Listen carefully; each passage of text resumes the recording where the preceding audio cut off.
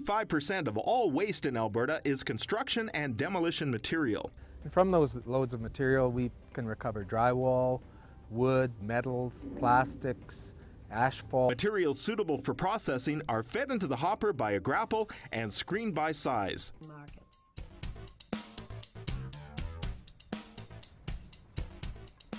Source-separated wood is chipped into smaller pieces, where it is then turned into cabinets.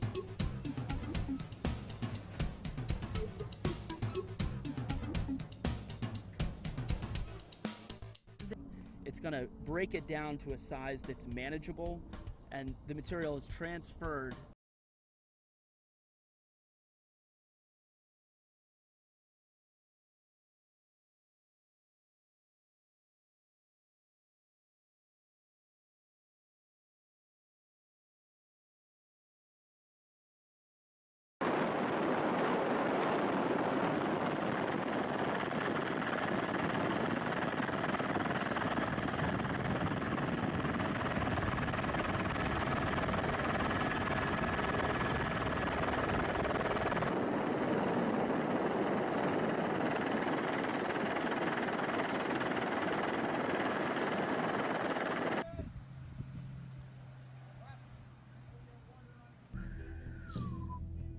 It hurts me.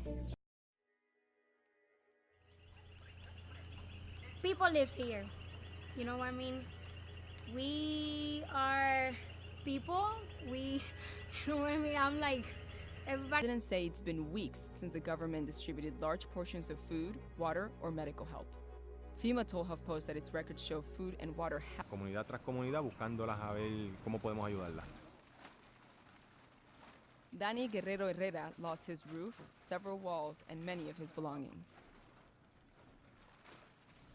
There's a regional staging area in Canóvanas, but residents in Valle Hill and Villa Hugo II say they're not receiving much aid. HuffPost reached out to the mayor of Canóvanas for comment, but did not receive an immediate response. Community know that tomorrow we're going to be bringing some groceries for the most affected people in the area.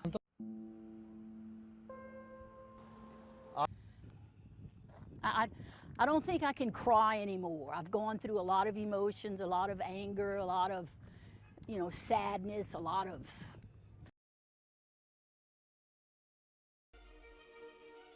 Its birth is violent. Much of its life is hidden underground. And only at the end of its life cycle does it reveal its identity. The mushroom.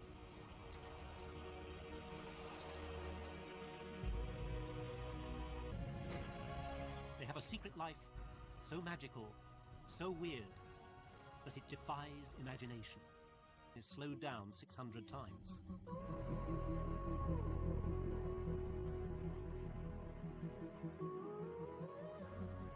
Oh, look at that. They're like geysers erupting. The spores are incredibly prolific. Throughout the course of a day, each fungus might be capable of producing over 1 million spores. And over the lifetime of that fungus, we're in the tens to hundreds of millions.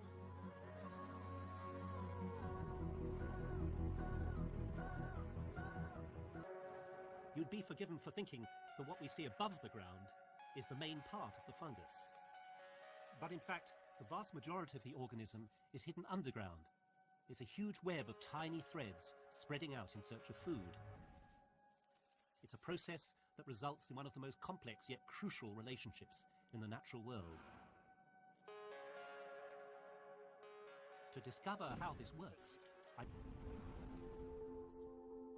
this nutrient exchange works both ways.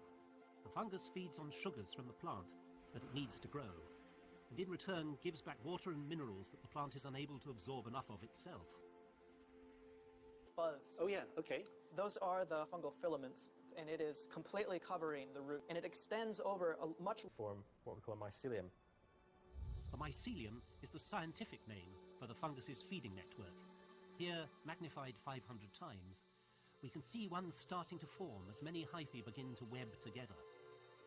Essentially, it is a fungus's root system, a complex series of feeding tubes. It's not unlike a microscopic human digestive system, processing food that allows it. Roughly 0.5 millimeter is the sort of field of view that we're looking at here, and it's very much like a road of nutrients, water, and it's very dynamic. For example, if I was to break that and form a new connection. And form new connections and new routes. It's efficient these hyphae are at gathering nutrients, moving through the soil. Absolutely. Although the mycelium, it consumes all the sugars it needs, but crucially it doesn't give back enough water and nutrients to help. Eben saw huge potential in this binding property of mycelium. He used it to create a new kind of packaging, one that he believes could ultimately become an eco-friendly alternative to some plastics. Just in packaging alone, there's like feeding mycelium. While some fungi feed on living organisms, others only eat those that are dead. These fungi are able to break down and digest organic waste, and in doing so, recycle it. This process is called saprotrophy, and it's absolutely vital in the natural world. Demonstrates yet again just how sophisticated a fungus can be when it comes to getting the food it needs.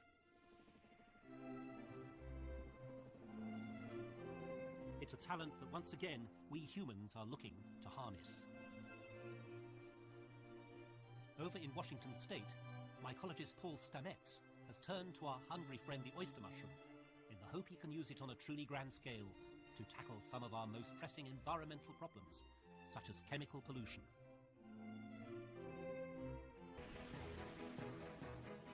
Paul's work shows just how great the potential of fungus mycelium might be. Its hidden underground threads act upon their natural environment in truly remarkable ways we are only now beginning to realize. But as vital as it could be to us, the mycelium's feeding quest has one simple goal: to produce its fruiting body, bringing the organism to the end of its life cycle. Cutting-edge cancer research reveal an extraordinary truth. The cells of fungi have the ability... Time and again, we seem to discover deep biological connections between ourselves and the fungi. As we've seen, fungi are neither plant nor animal. Early in the story of life on Earth, they established themselves as a kingdom in their own right. But it's the moment when this happened that is truly significant. At the point when plants and animals diverged, the fungi were still part of that animal branch. It was not until about 10 million years later that they began their own evolutionary journey as a distinct kingdom. This explains why they have retained a number of key biological traits that make them much more animal than plant, much more like us. Traits we've seen time and time again as we've explored their fascinating life cycle. From the explosive way that they release their spores, to the way they feed and digest other organisms, much as we do. At every stage of their life, fungi reveal just how much like us they are. It's a powerful connection that explains why we work so well together. So we are all much more mushroom than you could ever imagine. And because of this close affinity, sometimes the fungi work with us, and even sometimes against us. And that is the true magic of mushrooms. Grows it through agricultural waste, such as sawdust and rice hull, to create this. Now we have no idea how much this can take. We'll go with 8. The substance can be cut into pieces to make it easier to work with. And it even floats. We try it as a barrier between an ice cream cone and a blowtorch. Do not give off these volatile organic compounds. With our materials, usually there's the input of agricultural waste, water, and then the mushroom. And from those three, we can generate hundreds of different kinds of materials. Mark New, CCTV, San Francisco.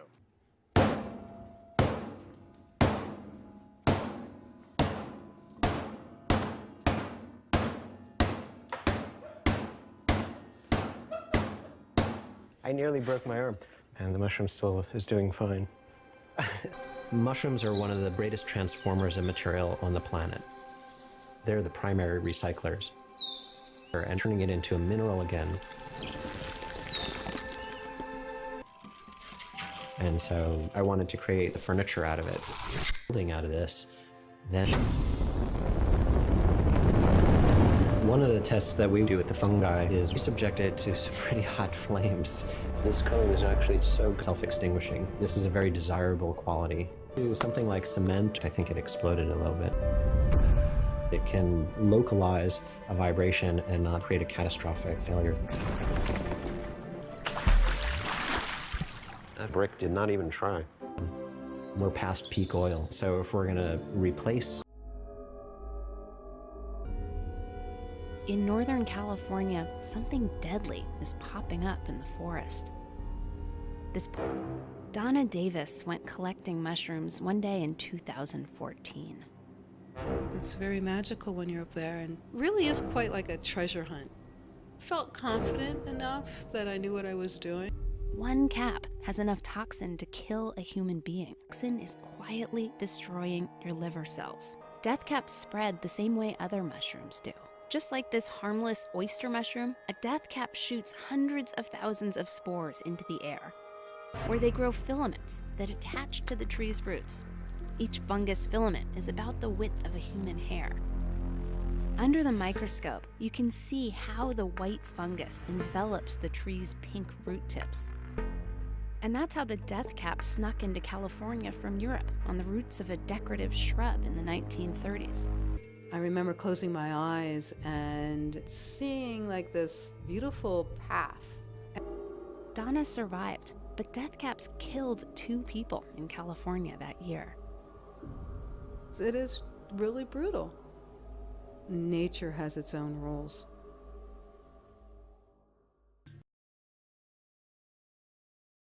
And we have many organisms on planet Earth that are able to push the extremes for temperature and all sorts of things. So these organisms give us an idea of the minimum envelope for life. With very low skilled labor, they go outside to their own community, gather some things, and make their own solar power. So changing the equation from being only consumers, but to producers. So essentially making solar power, making electricity as easy as cooking. And we're almost there. And this we feel is going to be disruptive because the #1 way out of poverty is nighttime illumination. If you have nighttime illumination, you can educate yourself. The #1 way that people who have no electricity, the poorest people in the world, have for nighttime illumination is also the most expensive way to get light. They use paraffin, candles, and they use kerosene, which is also awful for their health. So the people who have the least and the people who need illumination the most get to pay the highest amount of money to just have a light bulb.